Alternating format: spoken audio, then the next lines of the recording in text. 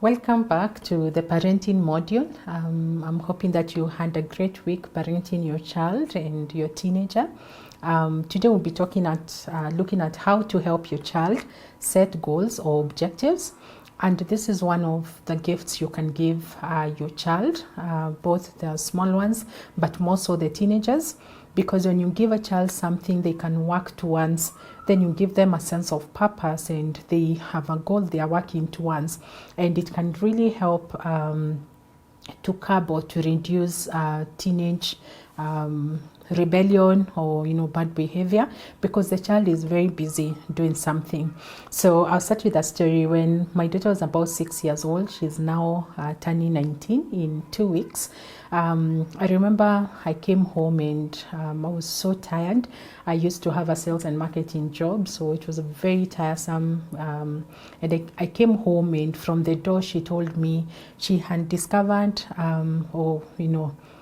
discovered an antivirus. I was so impressed. I was just so happy. I felt so proud that maybe I'm going to have a very significant person in the medical world, or maybe it could have been software development, I don't know, but I knew it was something, huge and big. So she takes my hand, she takes me to the kitchen.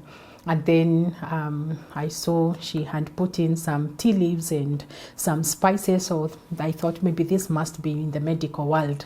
And so when she told me that the antivirus was going to cure HIV/AIDS, I was so happy. I was so impressed. But then she also mentioned it was also going to be an antivirus for computers. I just knew we've lost it. We've entered the fantasy world. And I was just like, oh, okay. But I can't show my disappointment anyway. So I encouraged her, and I was proud that she had thought of something, that she had created something. She had spent the whole day creating that, antivirus that is both for human bodies and computer bodies. But then a few years later, maybe 3-4 years later, so I thought she was going to become a medical doctor or, somebody in the medical world.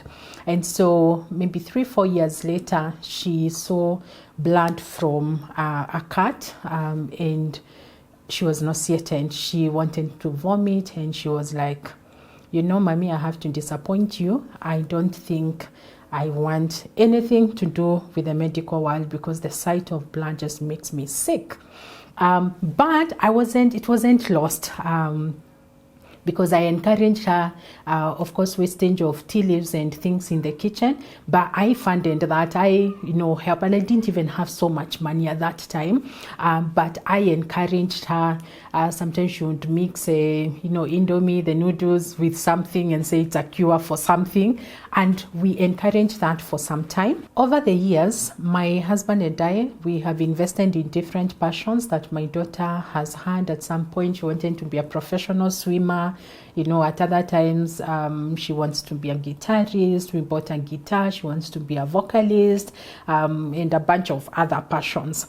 And at some point when she was about 12, I went to an older woman I was looking up to. She's called Anne, and I was a bit discouraged. And I asked Anne, my daughter Abia has, taken very different passions. This year, for maybe 2-3 years, she's very consistent in one thing, and then she drops it and she wants to do something else. And I was asking Anne, how are all these things? Like, I can't see where swimming and guitarists are they don't look like they can work together. And I just wanted to invest in one thing that she can pick and, become maybe later in life. And what Anne told me set me free. I'm hoping it's gonna set you free. And this is what Anne told me. She told me it doesn't matter what she will become at this point, because we do not know. We are human beings. Only God has that in mind. He can see 10 years, 20 years from now. And it doesn't matter whether this child is going to use all these different passions that we have encouraged her. But what really matters is what she learns in the process of pursuing those passions. And so that really set me free, because the process is far much better far important, more than what the child becomes. Sometimes we set out as parents and you can see the strength in this child. You can see maybe she'll become a lawyer, or she'll become a fashion designer, or she'll become something else, but we don't have that information, and we should not spend so much time trying to manipulate what our children will become. Our part is to be able to teach them different things, and that's what I want to share with you. Some of the lessons that I learned from my conversation with Anne, that's like maybe 10 years ago, no, maybe 8 years ago, that really set me free. That one, as my daughter is going through pursuing these passions, we are giving her a sense of purpose, something she's working towards every single year. And then two, we are teaching her that she can set her mind into something and she can be able to achieve them. I remember when she wanted to be a professional swimmer, we got a coach, and she got the lessons, and I remember, I think after a year or so, she became number 2 in a swimming contest. And so that was a win for us. So what are you teaching your child as they are becoming? Because we don't know what they will become. But that process of becoming, what are you teaching your child? What is the process? Teaching your child hard work, consistency, putting everything to it, going after the goals that you want. And so I would want to, for us to look into that. The first thing, and we'll do a practical so that we can see how to be able to apply. The first step is for you to think of long-term, or to help your child to think about a long-term goal. So allow me to define a goal. According to the online dictionary, a goal is defined as the object of a person's ambition or effort, an aim of or desired result. This can be long-term or short-term. An objective, which we are going to use interchangeably, is defined as a thing aimed at or sought. A goal, we will use these ones as we continue our conversation. So goal and objective in this session will mean just the same thing, that this is something that somebody wants to achieve. So the first step, think long-term. And long-term, you want to discuss with your daughter what you want to achieve in life. The big picture, it has to be way bigger than what they can achieve maybe in a year or 2 years or 5 years. And this will help manage her life's journey for as long as she is in your house. And it can change over time, but at least she has something that she's working towards, either for a daughter or, a son. I use she because I'm referring to my daughter, but this can be used for both sons and daughters. And you need to assure your child that there is nothing wrong if something was to change along the way. I always like to tell how I really thought when my daughter was about 11, I actually thought she was going to become a lawyer. She had very good research skills. She's very fluent. When she speaks, she can defend herself, she can bring out facts. And so all those things, when we put them together, we thought she could become a lawyer. And we were working towards that. We were picking courses that would align to that.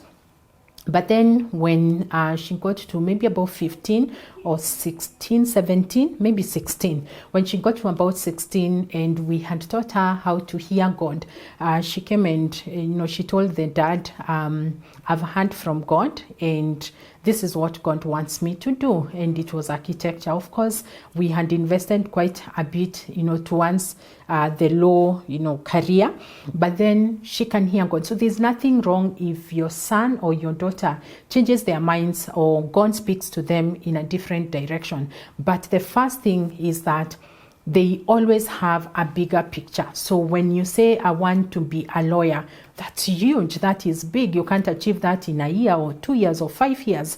And so it's something that they will have to achieve over a long period of time. Because even if they go to law school, they still, the next step, there will always be something they are becoming. And so assure your child that they don't have to be 100% sure If they can hear God, send them back to God. Let them take time in prayer. Let them ask God, what do you want me to become? One of the benefits of long-term goals is that it will help your child to have appropriate benchmarks. Every year there's something they will be working towards. So it's something that they cannot achieve in a short period of time. And then when a child has a long-term goal, it teaches them responsibility. Success or failure depends on what they put into it. So they have to be responsible towards becoming that which they want. And then it also teach them time management. We'll be looking at how to break that big picture into small portions. But time management, you're saying every time or every term or every year, this is what I'm working towards, and they can be able to measure those goals over a period of time. And then self-confidence. When you ask a child, what do you want to become? And you've already discussed this with them, and a stranger, or not a stranger, but maybe a friend visits your home and they ask your child, oh, what do you want to become when you grow up? When you have had that conversation with your child as a parent, they're confident, they're self-confident. They say, I want to become a doctor. I want to become a farmer. I want to become a fashion designer. I want to become whatever it is, because it's something that they have thought through. You've helped them as a parent. And so self-confidence is built through your child seeing the bigger picture of life. And then resilience. You teach your child how to cope with small setbacks. Life is full of those. And so you want to start helping your child at this point, that you can set out a goal. You want to reach to this place, but then something happens that puts you back and you're not able to proceed. How do you go about that? So because they're in your house and you already know what they are working towards, you're able to help them as a parent. And then finally, setting a long-term big picture goal helps your child perseverance, to learn perseverance. And they have to this is where they have to keep trying, no matter how many setbacks they have, that they have to keep going at it, because that is what they want to achieve. Now, your part as a parent is to encourage, but also to help them confront unrealistic goals. Sometimes there are things we set out and they are not realistic. So you can help your child when you feel like this is not realistic. Then you can help them to set the correct goals. Okay, so let's practice. So we are going to use two goals, long-term goals for this session. And the first one is your child can say, I want to run a children's home when I grow up. That's big. We can't achieve that in 2 years, in 3 years, in 5 years, in 10 years. If your child is 10, 11, 12, that means they have to finish school, they have to go to college, maybe they have to get an internship. So it's a very long-term goal. Then long-term goal 2, I want to be a musician. So what does that mean? So we are going to break that. So that's a bigger picture. It's something way bigger than your child. Let's go to step 2. Now, in step 2, you need to break the long-term goals to arm's length reach. This means this is something your child can be able to reach at this particular time. Maybe in 3 months, in 4 months, in 6 months, in 1 year, they'll be able to reach that. And as it is for all of us, your child will feel fulfilled when they achieve some small success towards their goal. And so take time and opportunity to teach your child that she can set her eyes on something. And so, for example, when we are looking at the goals that we've actually set, in the first step, we are looking at what can your child be able to do to be able to reach those goals. So the arm's length, goal 1, when we look at, I want to run a children's home when I grow up, how can we break that?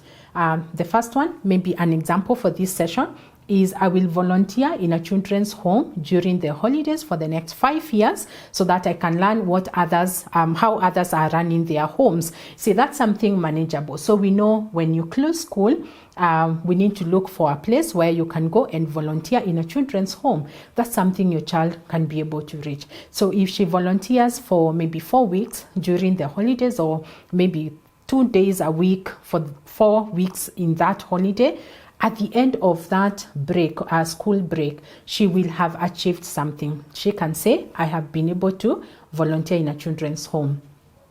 For the second goal, arm's length goal, we said that the child said, I want to be a musician. And so how can we break that to arm's length? Is I will learn 2 instruments in the next 2 years. And so your child will say, maybe I'll start with the guitar or with the vocals, and I will do that. Maybe I will practice maybe every day or twice a week during the school holidays or something like that. So that's something your child will be able to achieve. At the end, if they say, I'm going to practice every day, maybe 20 minutes every day, that's something at the end of the day you can be able to check why you're able to meet your arm's length goal. And then you are able to evaluate that and be able to celebrate that with your child. Step 3, break it down to specific, measurable objectives. Now, you need to help your child to avoid the New Year resolution syndrome. This is where on the first, all of us have these things that we want to do. I want to lose weight. I want to pray more. I want to read the scriptures more. We always put, this is what I want to do at the beginning of the year. But because we never break those goals down to something measurable, we are usually very energetic. The first week, the second week, you meet with people, they've been so consistent, and then come February, then you just realize, maybe not every week. Maybe I can be running maybe once every 2 weeks.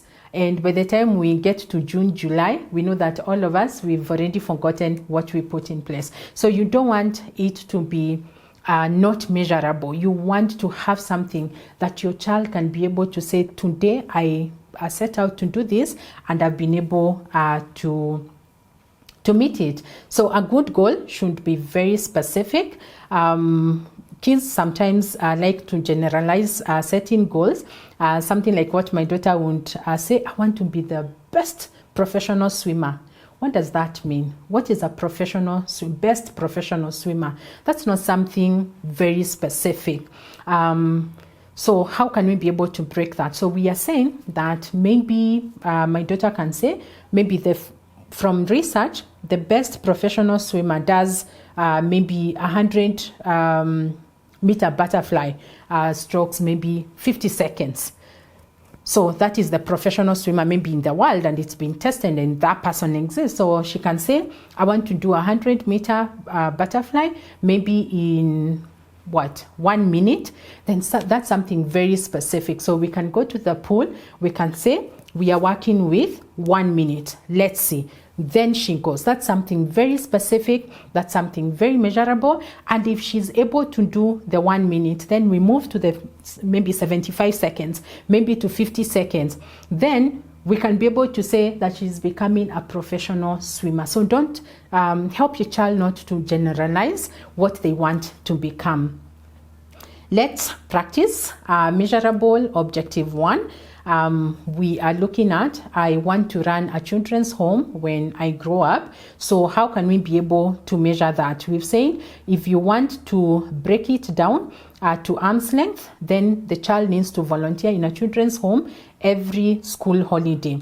Then for something specific is next school holiday, I will visit XYZ children's home in this and this estate.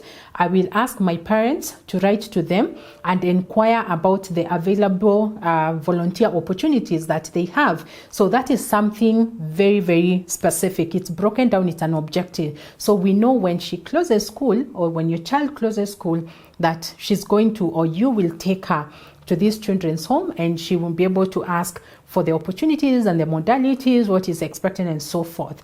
For the second goal, we had said to the child for the big picture goal, they want to be a musician. We've said for the arm's length reach, I will learn 2 instruments in the next 2 years. And then for the specific goal or objective is I will join XYZ music school to start with guitar lessons. Now we've moved from just 2 instruments to something very specific, guitar lessons. I'll talk with my parents to discuss maybe tuition fees, time needed, and where I should be in maybe 3 months' time or 6 months' time. And the last step is monitoring and evaluation. And I know when many people hear monitoring and evaluation, just think of the NGO world. But the truth is, if we are to become successful in our parenting, we have to monitor, we have to evaluate so that we can help our children to be able to see what is working and what is not working. Now, your greatest contribution in your child's success is actually pegged on you being able to follow up, for you being able to monitor and help them to evaluate what is working and what is not working. It will help your child to know where they can improve, where they might need adjustment, where they're doing well, because that's all the strengths, what is really working. So where they're doing well and where they're not doing well.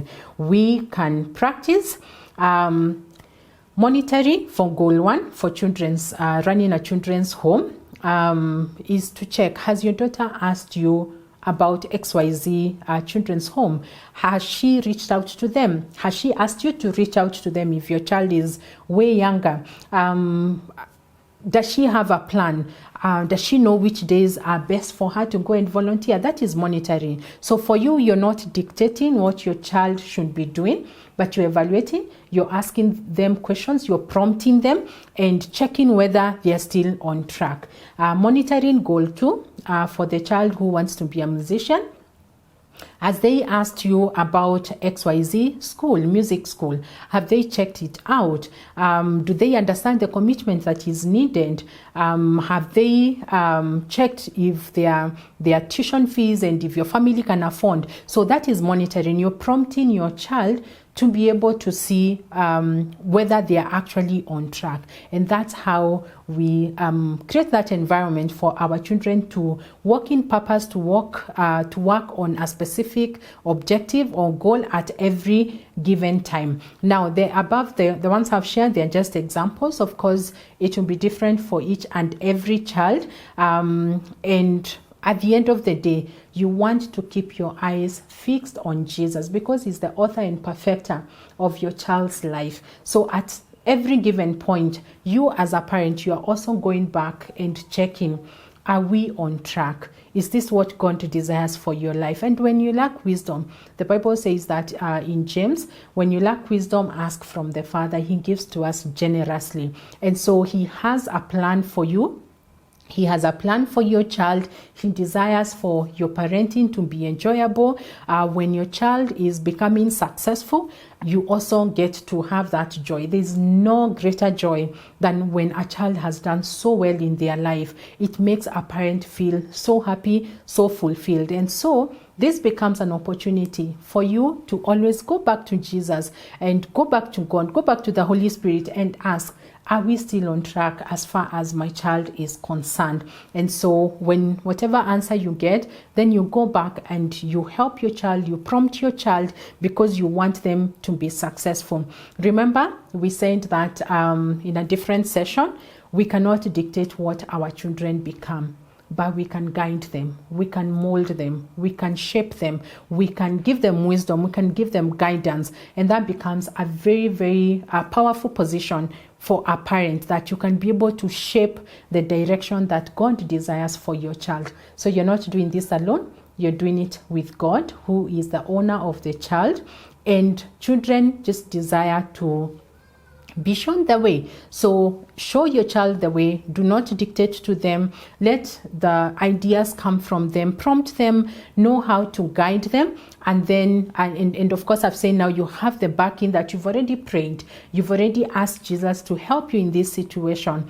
And then you see your child becoming successful. When a child is working on something, it reduces even the instances of them being naughty, having bad behaviors, keeping bad company, because they are very focused towards achieving their goal.